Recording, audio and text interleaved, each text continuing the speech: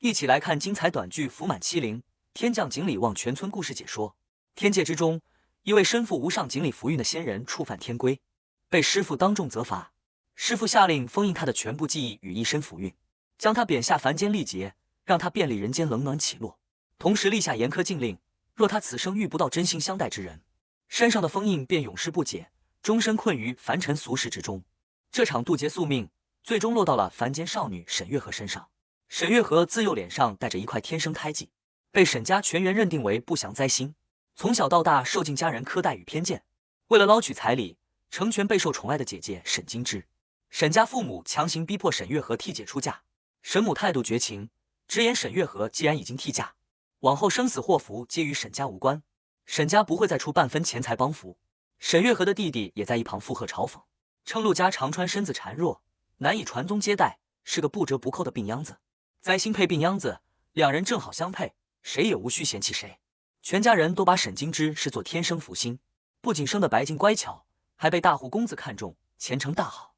他们一心只想尽快送走沈月河这个丧门星，生怕他沾染晦气，折损沈金枝的福运，还暗自感慨陆家微薄的彩礼算是便宜了沈月河。沈月河被迫替嫁的消息很快传遍十里八乡，村里邻里纷纷私下议论，肆意嘲讽，调侃沈家灾星终于嫁人，配上门第普通、身体孱弱的陆长川，实属绝配。多年来，沈家但凡遭遇不顺，弟弟摔跤，家中家禽染病，所有灾祸都会被强行归咎于沈月河的命格。他早已习惯了无端的指责与非议。临行前夕，沈月河对着亲近的阿华满心愧疚，生怕自己的灾星命格连累对方沾染霉运。与此同时，村里流言四起，人人都说陆长川早年上山劳作，重伤伤身，身体落下顽疾，无法尽丈夫本分。沈月河嫁过去，注定要守一辈子活寡。前路迷茫，沈月河心中忐忑，不知陆家于自己而言是脱离苦海的活路，还是另一场煎熬的火坑。独自赶路前往陆家的途中，沈月河意外遇险，慌乱间大声呼救。他心底暗自自嘲，果然如旁人所言，沾上他这个灾星，便会遭遇祸事。可转瞬之间，奇迹悄然降临，一条肥硕的大鱼无故主动跃入他怀中，像是上天怜悯，赠予他的一份微薄馈赠。在沈月河出嫁前，陆家是十里八乡口碑极佳、家境尚可的正经人家，品性家境皆是上等，无数姑娘争相想要嫁入陆家。走在乡间路上，沈月河始终惴惴不安，生怕陆家众人也和自家亲人一样，嫌弃他样貌不佳、命格不详，对他百般厌弃。一路走来，原生家庭的偏心与不公不断涌上心头。父母常年偏爱乖巧讨喜的沈金枝，好吃好用的尽数留给姐姐和弟弟，日日夸赞沈金枝是家中福星，能为家里招来福气。而沈月河常年被忽视、被苛责，从未感受过半分家人温情。历经一路风霜奔波，沈月河终于抵达陆家，主动表明身份，告知众人自己便是前来嫁给陆长川的沈月河。陆家婆婆看着满身风尘、独自远嫁的她，满心温柔地解释，陆长川本定于清晨亲自迎亲，奈何就腰伤突然复发，身体僵硬无法起身，才错失了迎亲时机。婆婆连忙招呼沈月河进屋歇息取暖。沈月河内心依旧惶恐，小心翼翼指着脸上的胎记，诚恳告知婆婆这是天生印记，自己吃苦耐劳，吃食极少，恳请婆婆不要将自己赶走。让沈月河万万没想到的是，婆婆毫无半分嫌弃，反而温柔宽慰她，称她面相红润，是自带福气的样貌。见她一路奔波挨饿，婆婆特意端出为她预留的红糖鸡蛋，让她趁热食用，垫补身子。这一碗温热的红糖鸡蛋瞬间让沈月河红了眼眶。在沈家，鸡蛋是姐姐和弟弟的专属吃食，她从未有资格享用，更从未被家人这般温柔善待。婆婆看穿她的委屈，满心安慰，直言沈家待她不公，从今日起，沈月河便是自己的亲生女儿，再也不用受往日委屈，催促她赶紧趁热吃蛋。安顿妥当后，懂事的沈月河主动包揽家中所有杂活，做饭、洗衣、喂猪等粗细活都愿意一力承担。婆婆满心心疼，连忙制止，告诉她陆家规矩向来如此，粗重农活皆由家中男人承担，女人只需安心歇息，享福度日。沈月河依旧坚持自己能干，反复诉说自己力气大，不怕辛劳。婆婆看着乖巧温顺的她，满心欢喜，感慨自家媳妇是用来疼惜的，不必事事操劳。随后，婆婆唤来儿子陆长川，让他与自己的新婚媳妇相见。沈月河抬眼望去，只见陆长川样貌俊秀温润，气质干净，丝毫不是村里传言中孱弱颓废的病秧子模样。陆长川看着独自奔波受累的沈月河，满心愧疚，主动致歉，坦言腰伤复发未能亲自迎亲，让他受了委屈。沈月河连忙摇头表示无妨。紧接着，陆长川拿出自己积攒许久的全部积蓄，交到沈月河手中。他告诉沈月河，这笔钱是特意预留出来，去镇上定制首饰的专款，别家媳妇能拥有的体面物件，自己的媳妇也一样不会少，绝不会让他受半点委屈。看着真诚温柔，事事为自己着想的陆长川，沈月河瞬间泪目。从小到大，亲生父母从未给过他一丝温暖，人人都厌弃他是丧门星，唯有陆家母子初见便真心待他，将他放在心上。陆长川温柔安抚落泪的沈月河，让他大喜之日莫要哭鼻子，随即准备带他回房歇息。婆婆也贴心表示会为二人烧好热水，打理好家中琐事。夜深独处之时，沈月河依旧介怀村里的流言，犹豫着向陆长川求证。外界传言他早年重伤伤身，身体残缺是否属实？陆长川耐心解释，自己当年确实受过轻伤，但远没有众人传言那般严重不堪。为让沈月河彻底安心，他甚至想要发誓自证，却被善良的沈月河及时制止。心结尽解，陆长川满心欣喜，有种感慨沈月河是降临在自己身边的小福星。沈月河心中暖意融融，真切感受到婆婆与丈夫的善良温柔，唯独对未曾谋面的公爹，心中带着一丝忐忑与不安。次日，陆公爹主动找到沈月河，看着温顺懂事的儿媳，满心愧疚，直言委屈她嫁入贫寒落魄的陆家。沈月河毫无嫌弃之意，反而主动上前，想要为瘫痪的公爹擦拭腿脚，尽一份儿媳孝心。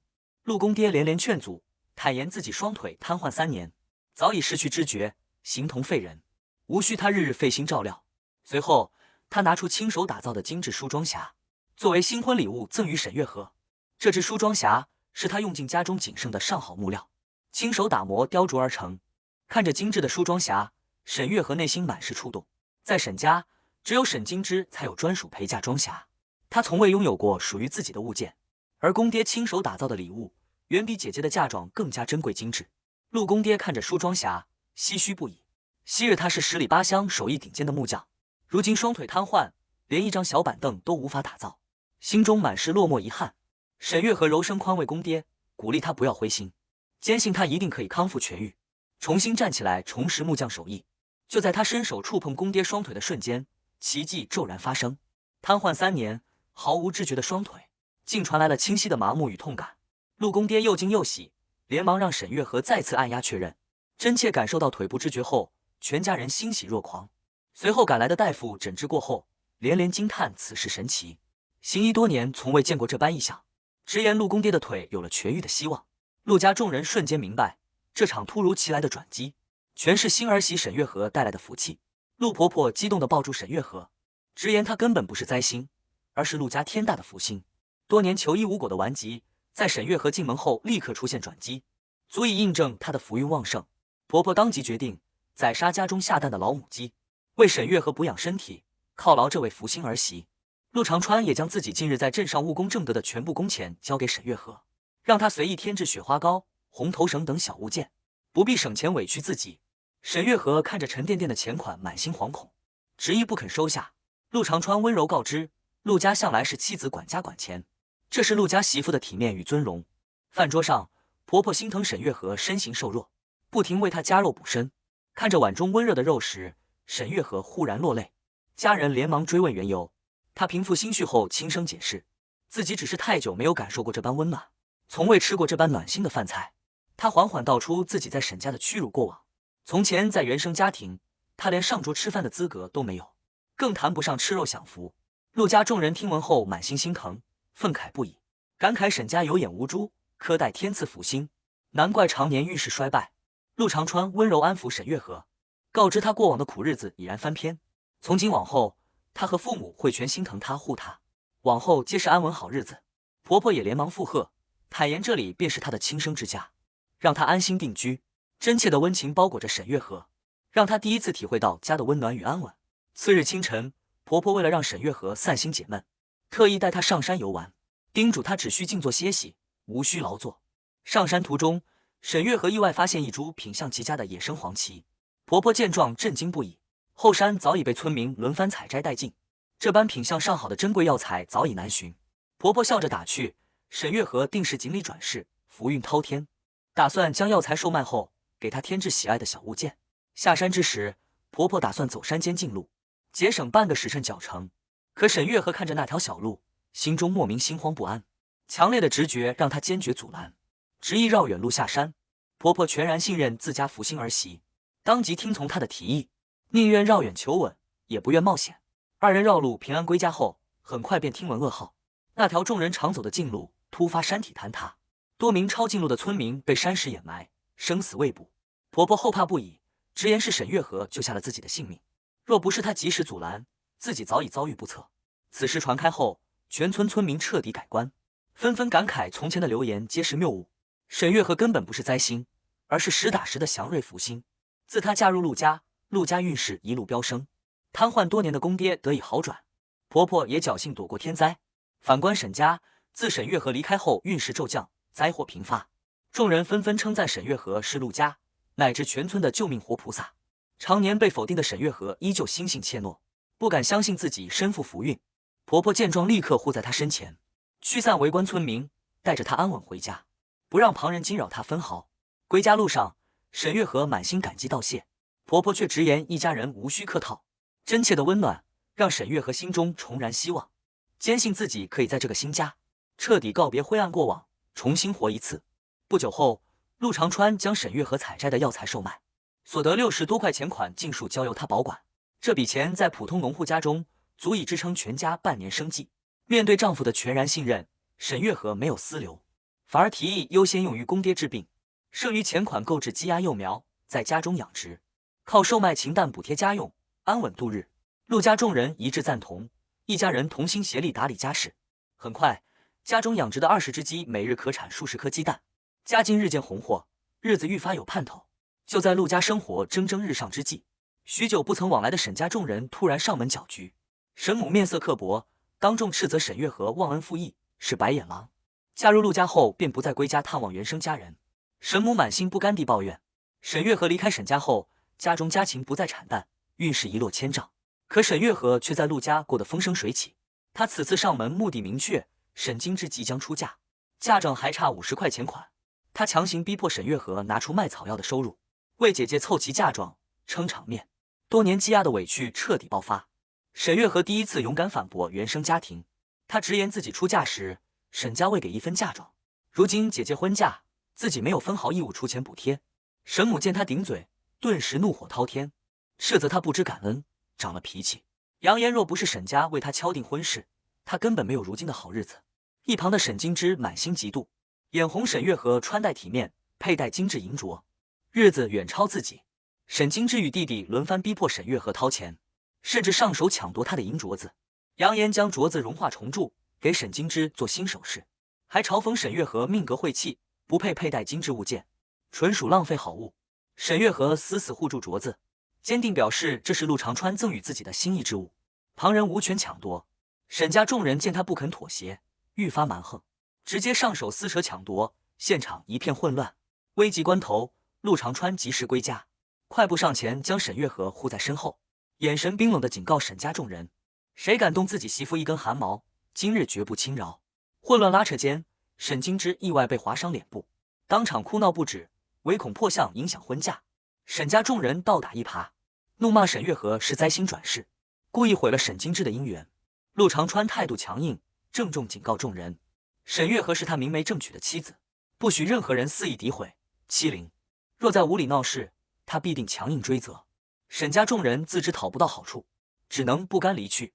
临走前依旧恶毒诅咒，嘲讽陆长川身体残缺，终身无法生育。沈月河这辈子只能守活寡，当不下蛋的母鸡。面对恶毒流言，沈月河毫无怒意，反而温柔安抚陆长川，让他莫要为闲言碎语伤身。他郑重坦言，自己从不在意有无子嗣，只要二人相守相伴，安稳度日便足矣。旁人的议论无关紧要。陆长川听闻暖心话语，满心愧疚，自责无法给他一个完整的家庭。沈月河的不离不弃，真心相待，让二人的感情愈发深厚稳固。与此同时，风光嫁入大户人家的沈金枝，境遇一落千丈。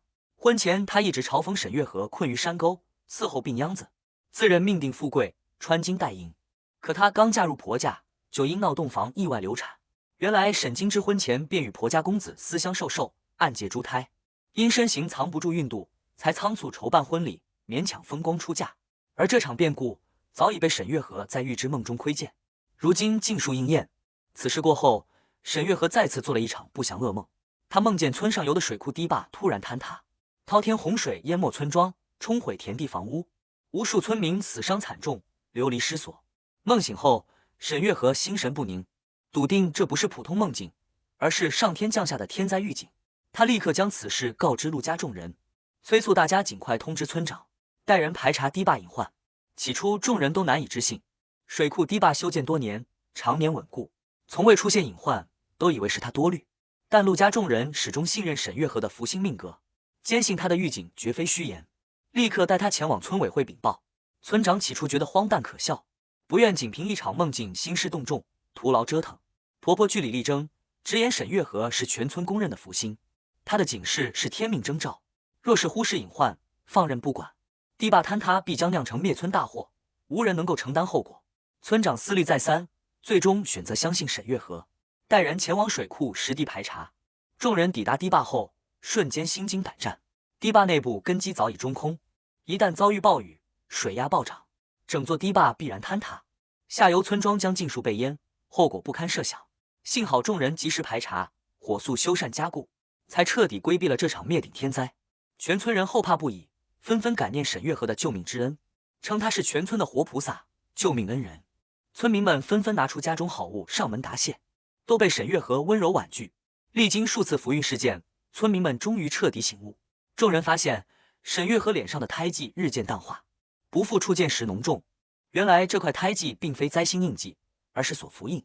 上天唯恐他出生之时福运过盛，难以承受，便降下印记锁住福气，待他遇的真心之人，渡劫圆满，福气便会尽数释放。众人理清所有因果。沈月河出生当年，周边村落风调雨顺，庄稼丰收翻倍，皆是他的福运加持。他离开沈家后，沈家灾祸不断，运势衰败，陆家却蒸蒸日上，福气满满。